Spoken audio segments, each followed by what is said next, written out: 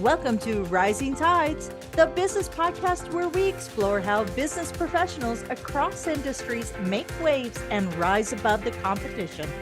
Join host Angela Merza and myself, Kim Hayden, as we talk to inspiring business leaders from entrepreneurs to executives about the strategies and tactics they use to build their successful brands.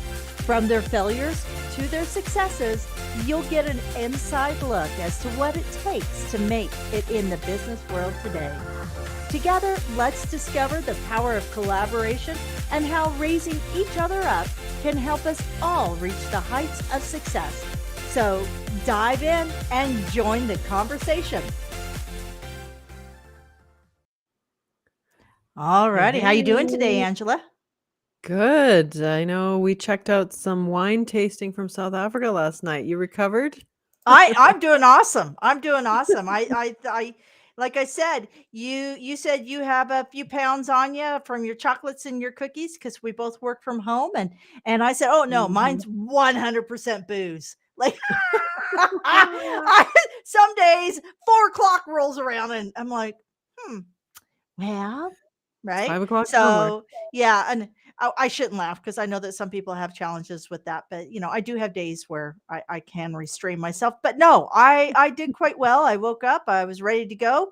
Being menopausal, the wine can activate hot flashes even when you're on hormones. So I'm just letting you guys know. So I woke up 1:37 this morning, and that's because I sleep with my phone beside my bed. I know. I do everything wrong. I do everything wrong. It's a miracle I'm still alive, folks. But good thing you have so much energy. You have spare energy to spare. So I woke 1:37, so I couldn't go back to sleep. So what did I do? I actually built out an entire spreadsheet of money going out, money coming in. I wanted to get some clarity. What else is an entrepreneur going to do at 1:37 in the morning? Yeah, exactly. It's like, oh, okay. Well, I had a good time last night. How much money did I spend? All right, let's take a look at this. Who do I want to hire next? What's coming on? What's going to happen? So, I'm good. I'm good.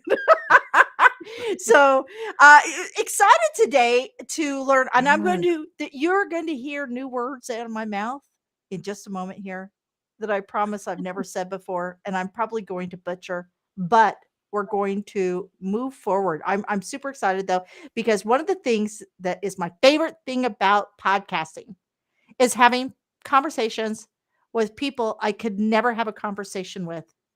Yes. Because of geography. So our guest today is Swey Jitti, and Swey is Swey. Swey. See, like I said, let's start this over, and we'll actually be editing the opening of the show. So, take two. All right, Swey Jitti is a J. Did I say that right? No. Swey Jitti. Swey Jitti. I am okay. Maybe I did have a little bit too much wine last night. All right, Swey Jitti is an intuitive vision and brand architect. She is a multi-potentialite entrepreneur and a revolutionary force in creative entrepreneurship space. With a background as a psychologist, mentor, artist, musician, and journalist, Swey's unique combinational approach combines energetic strategy and design to activate powerful, iconic brands for multi-potentialites. That's a great word. Yeah, that's a great word. We're going to have to ask her about that word. It's on my notes. Absolutely. As a keynote speaker, she inspires and motivates audiences to unlock their potential and create a life they love. Swey's passion for empowering others and cultivating purpose-driven brands is truly transformative. Lots of big words there, lots of big words. I love this. And new words. I'm learning new words today. Hey, Swey. Hey, My son's partner is Swey, and my daughter's best friend. That's where that's coming from. That's why this is happening. And trust me. this is not even the first time, but I find it so cool that you made me sound like this new upcoming Chevy model. And I'm like, oh, okay. This I way, like that. Jitti. Yeah. And Yeah. I'm like, okay, cool. But I've been confused with Shay so many times. It's just another alteration to my name. So I'm here for it. But thank you for having me, Angela, Kim. I'm so excited to have this conversation with you both. Yes. Me Well, too. Thanks for joining us all the way from Armenia. I've never spoken to anyone in Armenia before, but as I was saying before the show, I'm one third Armenian. Never been there. Couldn't even point it out on a map. So I'm gonna have to look that up later. you're not even So from bad. Kansas. I can't I point know. anything out on a I map. know. Moved to Canada and thought it was the 51st state.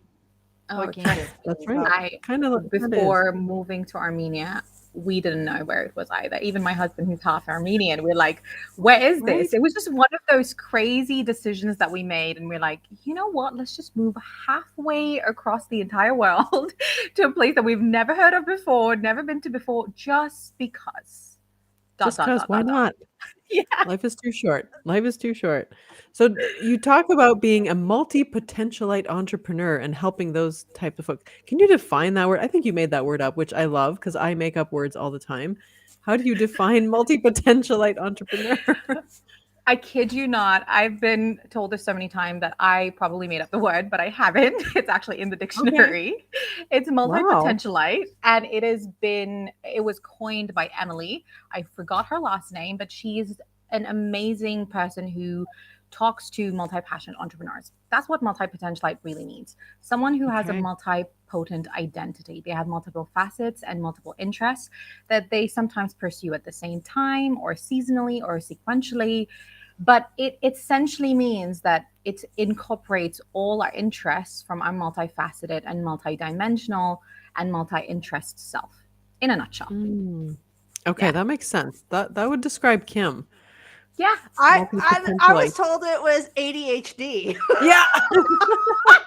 Doesn't this sound so much better though, Kim? You can just, I you like know, this is that. your new I'm word. on here. It's like there's a it's the other is multi potentialite multi potentiality is Yes. the other word. Say Yeah. that 3 times. Multi-potentiality, multi-potentiality, multi-potentiality. That's because I've been saying it so often in every conversation I Yes, have. I But imagine. really, in short terms, it's just being a multi-passionate individual. That's it. Okay, Yeah. that makes Yes. sense. That makes sense. That describes a lot of entrepreneurs I know because I think that's just how we operate. We're always It describes, creating, have yeah. ideas, right? That's we get up at 1:30 in the morning and do charts and graphs for ourselves when we can't sleep. We don't watch a TV show. We chart things out for our business. So, um, Absolutely. yeah. Well, tell us a little bit about your background. You have an interesting multi-potentialite background. As I read on your website, you are, your background in mental health, speaking, singer-songwriter. Tell us a little bit about, give us some backstory of, Absolutely. what got you to here. So, in my industry, and almost every person I meet, they know me as Jill of all trades, master of most, which is kind of the epitome of multi potentiality. I want to paint a picture of go back to almost 2 decades ago, a girl who left home and never looked back. And she had these big dreams of being it all. And I remember being that girl ever since maybe I was 10 years old and having growing up in a society in multiple spaces where it's like, no, but you can't be it all. But at the same time, being empowered to also be it all. So there's this confusion for me growing up where, like, oh, I want to be it all. I can be a teacher. I can be an astronaut. I can be this. I can be that. I can be that.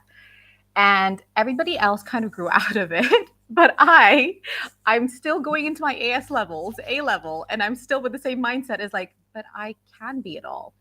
Then comes this big moment where everyone in my family and everybody around me is like, oh, but you need to start thinking about going to university. And I was so hell bent, like, I am only going to go to a university that allows me to pursue this aspiration of being it all. And I remember being labeled as, oh, you're just being lazy, Sway. You probably don't want to choose something. Or I was told like, oh, such a waste of potential. And I'm just thinking that like, no, I promise you it's not a waste of potential. It's just that I have a particular way of going about things. I left home and finally got into University of Cambridge, did double majors in English literature and language, alongside in clinical psychology. And on the side, I also did a certification, or sort of like a specification in journalism, in art and entertainment journalism. While I was doing that, I was picking up a lot of certifications along the way, all because I was so freaking hell bent that I am going to be it all. And I just wasn't willing to close doors on opportunities that my multiple different interests, multiple different passions, multiple different skills, talents could bring for me. And fast forward, I'm today a multi potentialite entrepreneur with 6 different businesses.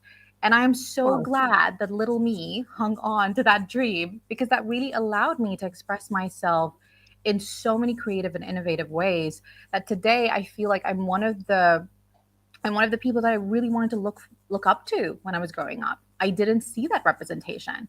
Today I've Mm. become that representation. So in a nutshell, that's me. Yeah, amazing. 6 different businesses and two majors in university. I feel like the world isn't really set up for people like us who have multi passions and want to start businesses and things like that. There's no real like direct route there that you can get kind of experience and trained up in that way. You kind of have to blaze your own trail. And was that hard for you at first? Oh, I don't see, ever since I was young, every time someone asked me this question, is it hard for you? Was it hard for you? I had such a difficult time responding to that answer because I didn't know. And Mm, till date, I don't understand what it means for something to be hard, because my mind literally looks at something as, oh, that's just something to get over. So let me be right. solution focused. So ever since I've been young, I've kind of had this approach of, I want to do it. How do I do it? Instead of, why is it this Mhm. way? If that makes sense. Got it. And in a nutshell, I would say it wasn't hard, but it was definitely a collection of experiences that allowed me to see different perspectives as to why the representation of multi potentialite entrepreneurs weren't in existence at that time, and still kind of is, a new concept that's coming through. Yeah, I think we get described as flaky or maybe a little bit unstable. I don't know if you've ever experienced that. Like, oh, she's just changing her mind all the time or doing too many things. Like, I feel like people put their own limitations on us Yeah, when they say they're doing it's that. Yeah. I remember when I first kind of got into this multi potentialite space, everybody knew me as like, oh, because my background was as a special educator, but I had like multiple different jobs in the background. I was doing multiple different part-time jobs. And as a special educator, when I made the shift of like, I want to be an entrepreneur that does multiple different things, everybody kept on telling me, but you need to have a niche. And I hated that Yeah. word so bad because it Yes. just felt so, confining. Constricted. Yeah. Yeah. Yeah. And I did hear words like, Sway, maybe that's just not going to work out. It'll be more difficult. It'll be more XYZ. But I truly believe that you can connect everything to what you want to do and you can make it make sense. It isn't about it won't make sense. You can make it make sense. You can make your multiple different businesses, your multiple different interests, your multiple different offerings, XYZ, you can make it all make sense in accordance to your purpose, vision, whatever you want to call it. So yeah. Yeah. Not only makes sense, but that is your niche. Like you differentiate yourself in this way by combining all your unique backgrounds. Like we do similar things for work, but your background is completely different than mine, right? I Yeah. come from the sports background, I incorporate that into what I do.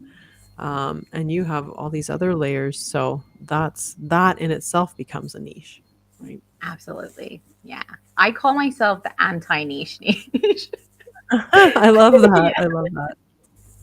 So, on that note, we're all told that when you gain success is because you have a unique character or a unique or an unfair advantage, right? So, when you Mhm. hear that term, what is your unique selling point, right? Mm. So, with having 6 businesses, what would you say is the common trait that is your unique selling point or your unique or your unfair advantage? What is that common trait throughout all 6 of your businesses? This is really interesting because all my 6 different businesses cater to multiple different industries and niches as standalone things. But I feel the golden theme, which is it's a term that I coined, the golden theme between all my businesses encapsulates in my multi-potentialite entrepreneur brand is that I am just genuinely deeply passionate about liberating dreamers like myself from the confinements, expectations, standards of society, whatnot, where they often feel forced to choose between their financial freedom and everything that lights them up. And for me, I feel that's that that's that bridge. Once you cross that bridge, you're able to tap into a massive amount and a completely different perspective of creativity and innovation that bridges the gap between something being a dream into reality. And that allows people like myself, which I truly believe every single person that is in the space of entrepreneurship are multi-passionate. Some are full blown in realization, in acknowledgement, and taking action. Some are more in the back end. Some are not even fully tapped into that.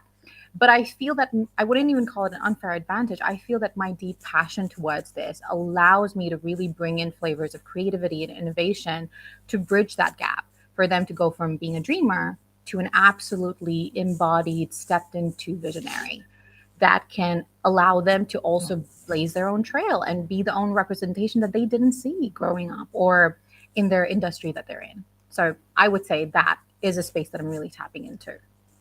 And I want to circle back real quick, Angela. You said something that I think that we're actually on the verge of seeing major shifts globally within the mindset. You had said that the world looks at us at times as flighty or disorganized or not focused.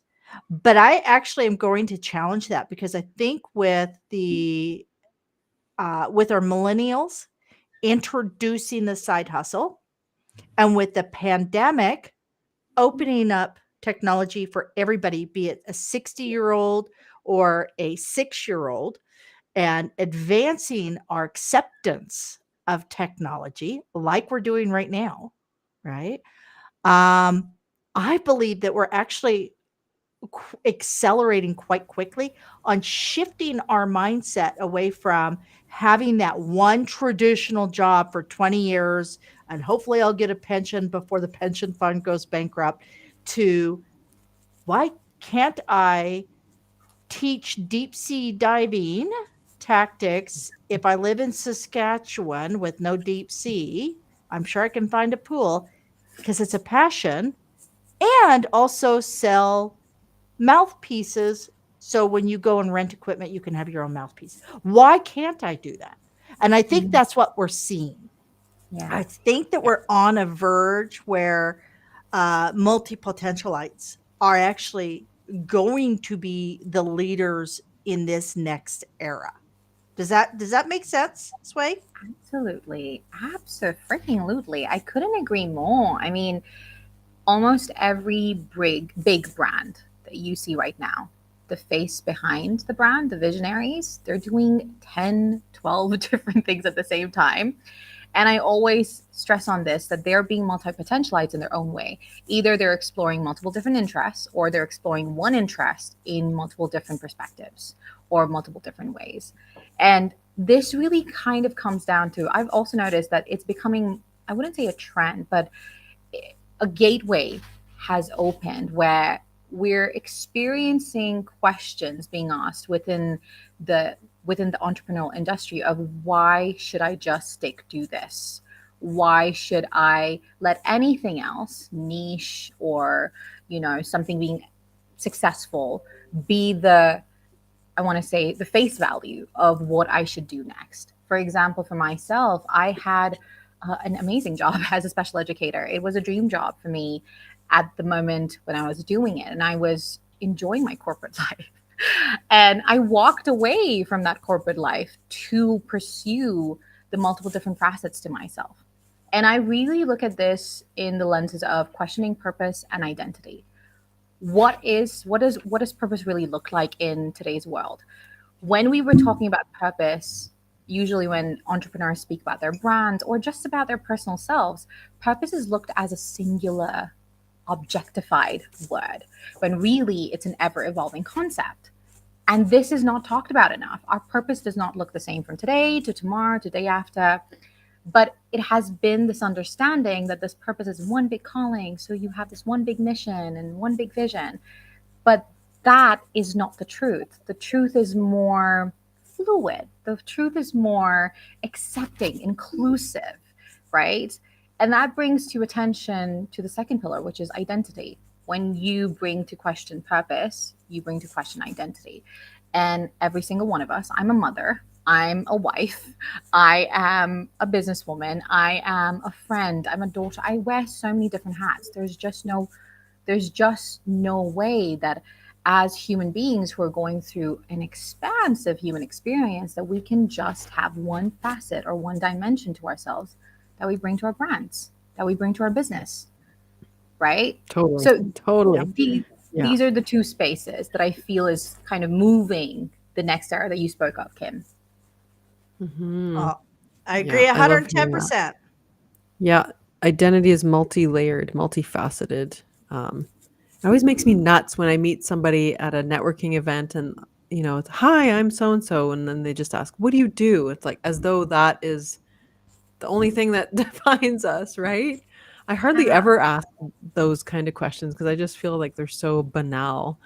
I don't know. Yeah. It's just like I want to learn the interesting stuff. And I always do end up pulling out interesting stuff from people, asking like strange questions like, what was your first job and what did you learn from it? Like, what did you learn from the first job you ever had, right? And Yeah. I've heard some really interesting responses to that, like with the different kinds of icebreakers, not like, what do you do? Like, as though that's the only thing that we could be defined by.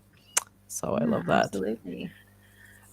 So when you're working with these multi-potentialite clients, so we talked about, that you love to liberate the dreamers who are forced, they're in a spot where they're like, well, can I do all the things? And, can I also have the financial freedom? Can I live out my dreams?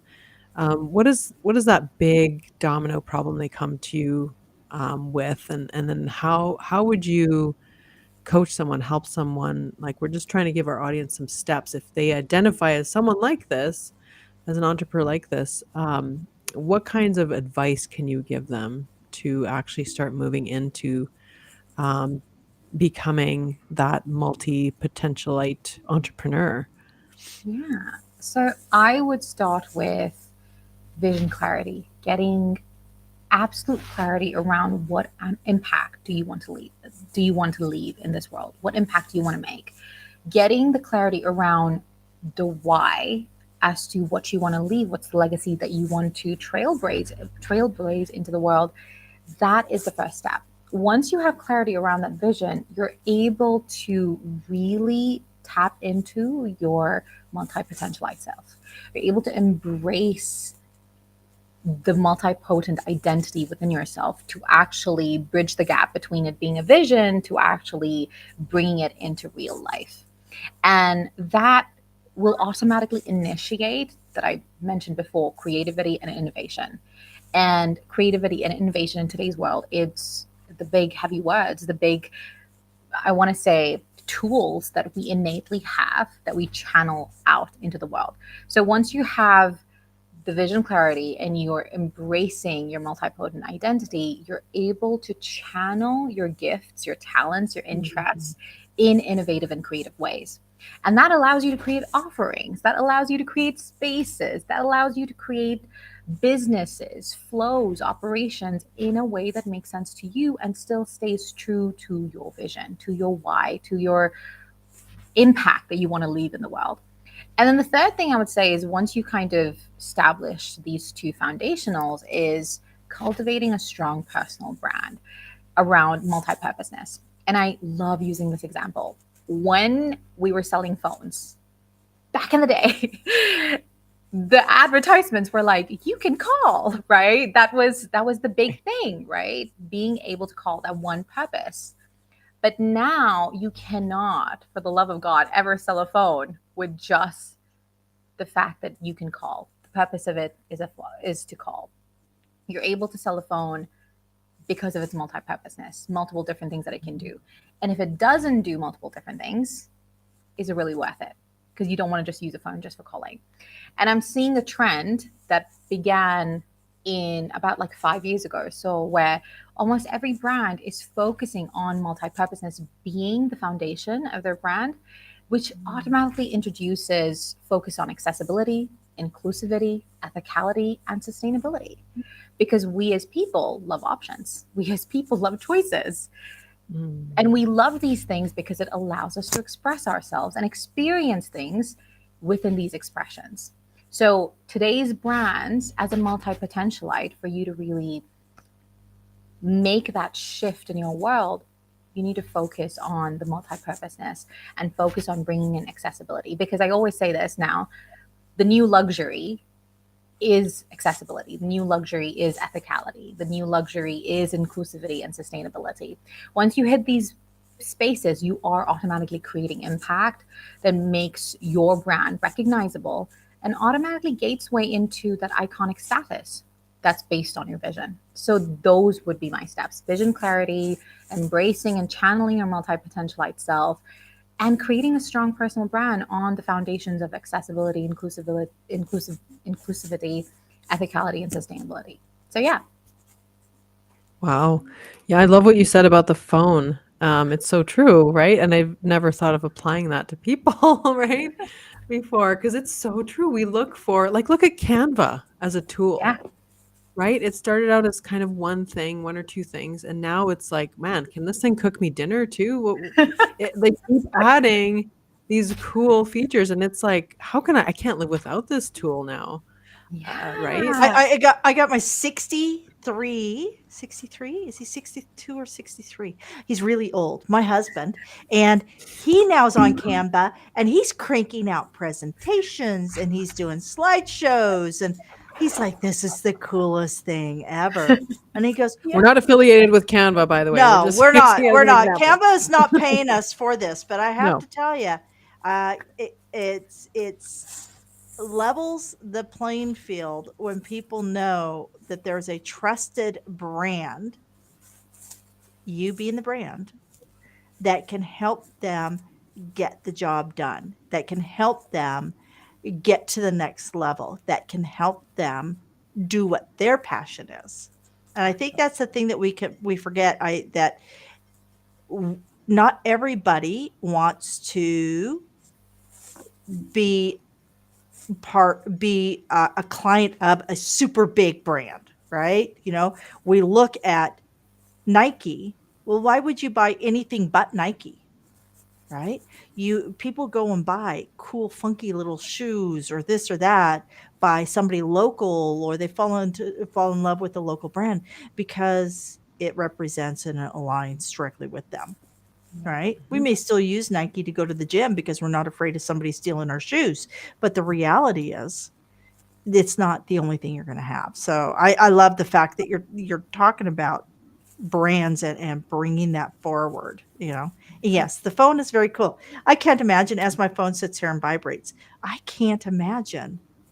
Like, I just can't. I'm up in the middle of the night, 1:37 in the morning, building a spreadsheet in Google Docs from my phone in my bed. Right. But you see, what I find interesting is that this is not just applicable to the phone. Like every single gadget in your house, if you just think about it, it doesn't just do one purpose. It does at least two things or three things. Yeah. Well, Literally, my toaster can do bagels, and it can do toast. Hey, I have a toaster hack for you. If you put it on its side, you can put cheese on your bread and then do a little pizza oven. Oh, I did. I Like tried that. that. It's Right? so yum. I didn't know that. How many days old were you when you learned you could turn your toaster into a pizza oven? Well, I'm a lot of days old, and I just learned something. I am learning so much. New words, toaster hacks. Like, this is awesome. This is awesome. Oh, and a baking hack from an old lady to all the young bakers out there. Please just save yourself the pain of scraping that pan and use parchment paper. For gosh sakes, use parchment paper. Best There you bloody go. thing you could ever use to make cookies with. Okay. Business and baking tips all in one podcast. I just got sent a tip by my husband. We love having fried food, but love hate relationship, just like with social media. And there's apparently this hack that you dip your whatever coating you have, you dip that, let's say tofu, you put the coating on, and then you dip it in water before you put it in oil. And apparently it cooks Makes it better. fluffier?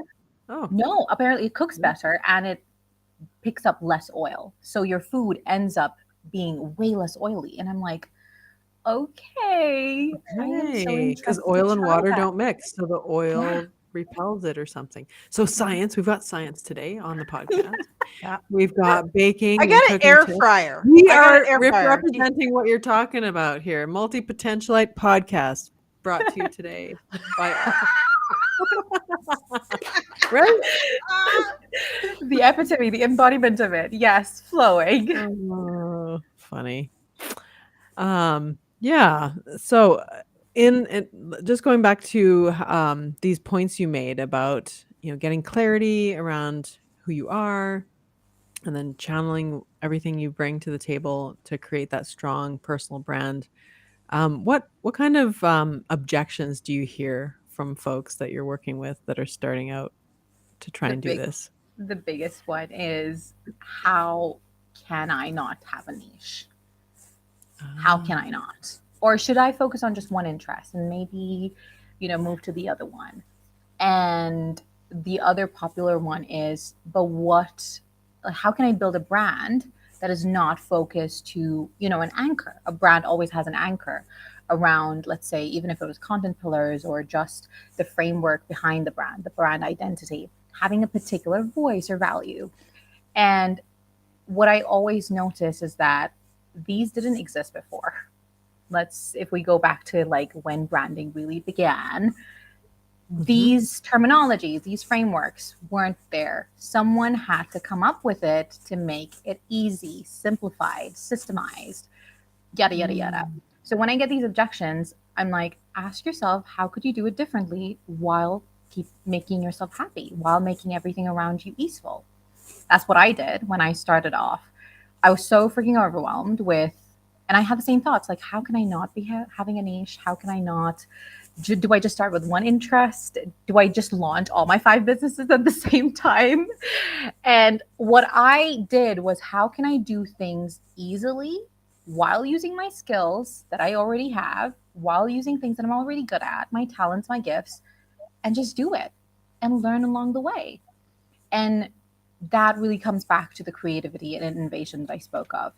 When you're building a brand in a very niched out world, I always say that we think that we're in a niche down world. But I mean, literally, I think, was it a few months ago, Dolce Gabbana, and I think even Prada, they're coming out with the most like range that you've seen in luxury brands ever. Right now, they're introducing things that you wouldn't have expected, Dolce Gabbana, Gucci, or Prada, or even makeup brands to be doing like 5 years ago, 10 years ago. But they're doing that now because they're really understanding that your brand, to succeed, it doesn't matter what niche you have, or if you have a niche, or what you're catering to. It really matters how much of your vision, the ultimate vision, you're translating, and how much of that can really help the people that's on the other side. Is it getting things done for them? Is that making them feel inspired? Is that making them feel XYZ? Okay, then you're doing your job. If it in any way, shape, or form makes them feel good or better or get something done for them, a brand is in existence, a business has been created, whether it's just the formality of it that remains. So yeah. Interesting. Yeah, I love that take on what you just said there. Kim, do you have any Yes, thoughts? I You do. look like you're, I'm thinking. yeah, I'm loving this conversation because all the studies are coming out globally. And I think that there is actually a foundational psychological piece to what you're talking about.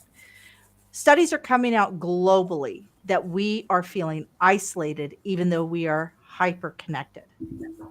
And the individual who pursues their passion and builds proficiency within it and then offers that message so other people can come and connect, right? I think the point is not to I want to build the next, you know, unicorn, the next multi-billion dollar company. I think that if we all strive to build a good 6 or 7 figure company that could serve people on a very individual basis and give them the connectivity and the confidence while supporting their consistency and the communications that they put out there. If we actually were to do that, if more people who like you, Sway, like you, Angela, more people who have that passion and that proficiency opens their doors so people can find them and we can support them to be their best versions. I think that's really interesting because we need community more than we've ever needed it in past because people don't, I mean, if my doorbell rings, either A, somebody in my house has ordered skip the dishes. B, somebody's trying to convert me. Or C, somebody's trying to sell me lawn services. And so I don't answer the door. Yeah. Right? Because people know that if they're going to show up in my door, like Angela did last night, she's like, when do you expect me? 5 or 5:30? And I said, make it 5:15. Okay, split the difference. Right there at 5:15, I knew who was at my door. Right? Yeah. So we're not stepping outside. We're not connecting on a local level. So I love that. I love that you're talking about that. So when you're talking about supporting, how do you teach others? What is a simple strategy that you could share that you're raising other people's tides, right? We all raise ships come up together. What's a simple strategy that you can share with your clients who are afraid to put their message to the masses? Oh, I love this. First of all, I want to say it's so nice to hear that there is a level of need and want, which kind of taps into the desire of connectivity. Because I truly believe that connection it really begins with ourselves. And that would be the beginning of it all. Before you even step into the entrepreneurial space or tap into the multi-potentialite branding space, you need to be able to fully connect with yourself. I was just having a conversation with my husband earlier, and I was like, if you're not able to communicate with me, that means there is communication blocks happening within with yourself. So the first thing I would say is, do you really know what it means for you to be having a multipotent identity? Do you know the full roundedness of your multipotent identity? Because that's where the strategy begins. You can use a lot of I don't want to say a lot of different strategies or a lot of different approaches, but what I do want to bring focus to is that everything's beginning point starts with you as the visionary, as the person behind the brand, as the person taking on this path. So if you're in the space of wanting to raise your tide, you have to bring the reflection point back to yourself. Who are you when you are being your multipotent self? And what would you let go of if you were to fully one day shut off everything and be in that essence of your multipotent identity? What does that look like? And once you kind of recognize and realize and start having, bits and pieces of visuals of this is the person who I would be, you have the breadcrumbs to that, bigger vision of what would it look like if I applied it to my business? What would it look like if I applied it in my brand? Because one of the things that I very often say to my clients is people think branding is, you know, the logo, the branding identity, or the messaging.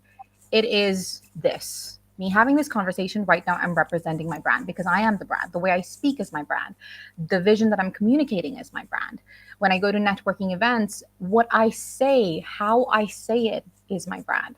And if you're not able to have a clear communication within yourself of who you are and what you want to bring forth, that will show up in your brand. That will show up and that will be the bridge that you will have to cross from being a dreamer to a visionary to actually be able to reflect what that means. So, to go back to, I think one of the questions that was asked before about what would be one of the biggest objections is this: how do I actually step into my multi-potentialite self?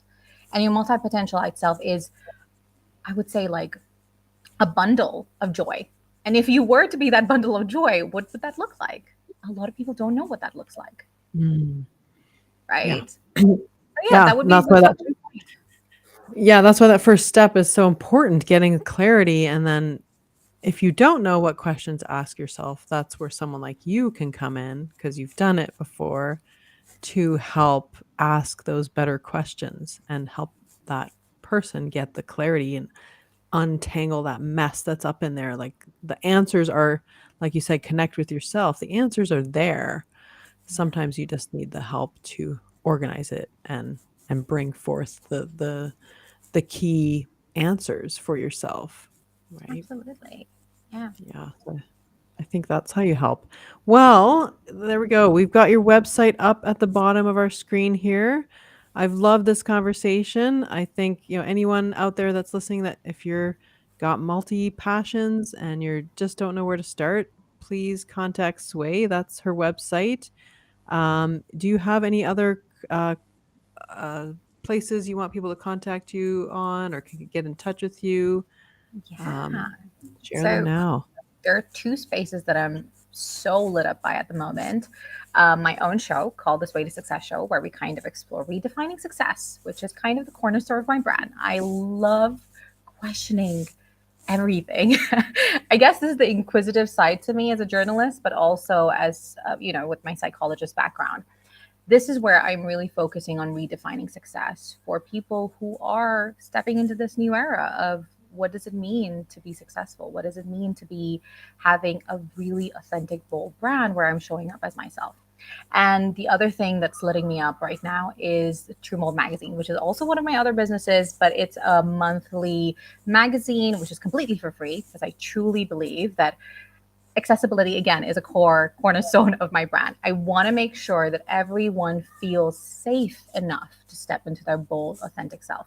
So if you're willing to explore what would that look like, come join us, read some of our latest issue where multiple different contributors from around the globe are sharing their story, sharing their how-tos, how I did it, to kind of take you through that space. So yeah, those would be the two spaces. Awesome. Swey to Success and your magazine. So check that out if you are interested in learning more. And for those of you who are taking this in a strictly auditory form, her website is easy to find. It's PayHip. So payhip.com/sway, SWEYTO, success, SUCCES. In case you're just listening and you don't have, look at anything, there you go. So, and I love the spelling of your name, Swey, SWEY. All right, folks. So I just want to put that in. Thank you. There's all these studies coming out that we were doing a lot of video, but now people are actually just listening to the video. Yeah. So isn't that crazy? I do that all the time. Because we're doing multiple things as we're talking about today. There's a theme today. It took a long time to get over that you can actually do my database while watching Friends, because you're not watching Friends. You're listening to the same episode for 100th time. It's like exactly. Yeah. I draw the line when you're editing the episodes, because you don't need Chandler talking to you while you're trying to find the good stuff in the episode. I mean, AI No. does that for you now, Yeah, apparently. there you go. So, Very There true. you yeah. go. Very true. Well, thank you, Sway, for joining us. It was amazing to talk to you and to hear all your insights on this topic. Thank you for having me. This was such a ball of a time, both you, Angela, and Kim. Thank you for making this space so expansive for me to share my wisdom. So, yeah. Excellent. Okay, I'm stoked. This was a good morning. I am stoked. You having fun? Everybody happy? Everybody feel Good. their time is well served? I Yes. hope so. Well, I hope your time has been well served here on Rising Tides. And remember, why rising tides? Because when tides rise, all the ships go with it. So be good to yourself. And until next time.